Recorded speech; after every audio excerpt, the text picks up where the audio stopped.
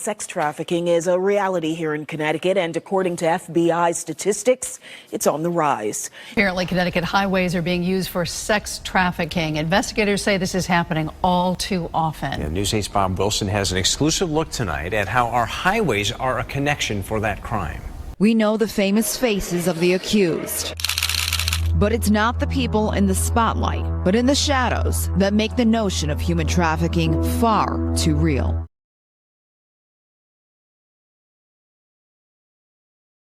First, when I came to the United States, I came to Connecticut because that's where part of my family is. Then I moved to New Jersey, and from New Jersey, I answered an ad for a job, and when I got to the job, it was something different. This is a very common pattern, as people are more vulnerable when they move to a new country and they're looking for work or simply traveling and are unfamiliar with their surroundings. Olga got stuck into this job and got into a relationship with her trafficker. Everything was beautiful. The first 3 months, love bombing. Yeah. Because then he started to change and demand this and demand that. And he has also started to transporting me to all these strip clubs. Then around that time when I was with this trafficker, I met another person. So I ended my relationship with the first trafficker and I got with the second trafficker, which was part of the Gambino family, which is an Italian gang mafia. Typically in this scenario, victims fall into patterns. Once they are vulnerable and get stuck, it's easy to be taken advantage of by another trafficker, and so it's difficult to escape the cycle. Human traffickers generate billions of dollars in profits by victimizing millions of people in the United States and worldwide. It's estimated they exploit over 40 million victims, with an estimated 25 million victims in forced labor and 15 million victims in forced marriage. I was forced to get married with him.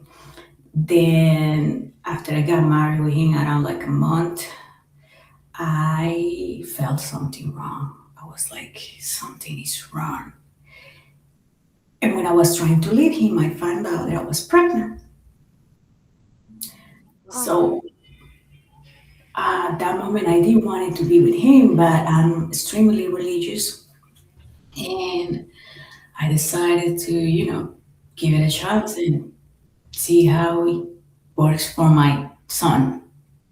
Well, that was the worst decision that I have ever made in my life. I should have left that time. The American Public Health Association conducted a study to learn about the long-term effects this exploitation has on victims. It found that 55% of participants met the criteria for high levels of depression symptoms, 48% met the criteria for high levels of anxiety symptoms, and 77% had possible PTSD. This means that victims are not only affected during the time they are trafficked, but they also have to deal with the consequences for long after. There are other physical side effects worth mentioning, such as sexually transmitted diseases, HIV or AIDS, pelvic pain, rectal trauma, urinary difficulties, pregnancy, malnourishment, and so on. The physical and mental consequences last, and traffickers use the pregnancy and the child to manipulate the woman and make them more stuck. This happened to Olga. Her trafficker's entire family abused, isolated, and discriminated against her. Isolation is very dangerous because it takes away any other sort of support system. Because I knew if I told him that I was gonna leave him and disappear, he will kill me. Olga faced manipulation. She was drugged and forced to have sex with men that she did not know, and forced to have an abortion. She then went to rehab and later came back to the U.S. to her first trafficker. She had 3 more kids with him and lived in domestic servitude in Connecticut, working while he abused her kids. About 50% of survivors are recidivized within the first 7 years of their exit.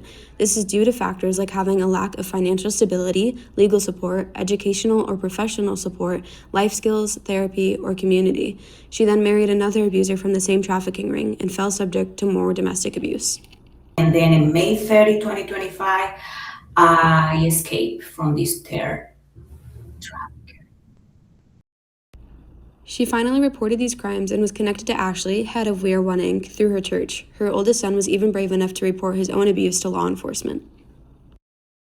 If you have stable housing and food, then you can concentrate in therapy and healing in groups that can heal me and the kids and the family.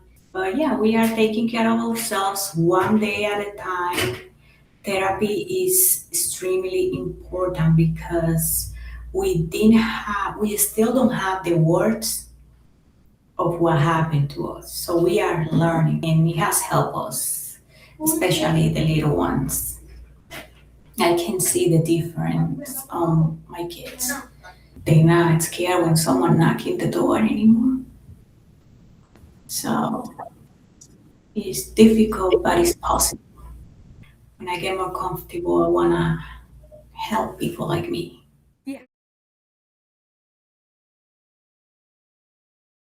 That's what we really need to support victims, because what We Are One does, my nonprofit, what it does is it helps during a crisis situation. So during crisis situations for human trafficking victims, there's almost no money available.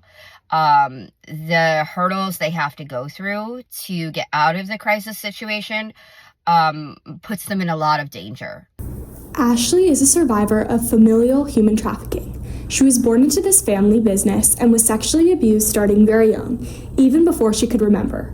She knows that this happened because what she does remember is the behavior she exhibited afterwards at 5 years old, knowing sexual acts that she would not have otherwise known. Although she does not know who she was abused by, she was only exposed to family at this age, so her abuser must have been in her family or chosen by the mother's side of her family, which was the trafficking side. Her mother also child labor trafficked her until she left for college. Through her nonprofit, she encourages individuals and communities to aid survivors in the following ways. Get involved in your local community by supporting basic needs: food, clothing, housing. Supporting basic needs supports human trafficking. People think that justice for victims looks like putting their trafficker in jail, but for me, justice was getting my own housing, getting away from my family. I got justice at 30 years old. I got a housing subsidy that allowed me to never have to live with my family ever again. And a lot of trafficking victims never have that option. They have to continue to either live with their trafficker or live with people that will exploit them. Many people are unaware that this is going on right around them and see this as a sort of disconnected issue, but it is the exact opposite. When you look at sex trafficking from a nationwide standpoint, okay, so we don't look at it as it affects us here, okay, because the victim pool is brought from somewhere else and then they're victimized in our state. But you've also got to remember there are a lot of missing children in Connecticut.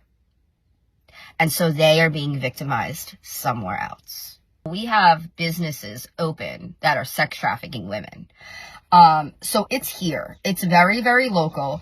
It exists in our communities. These businesses are operating as legitimate businesses, but they have women that are trafficked.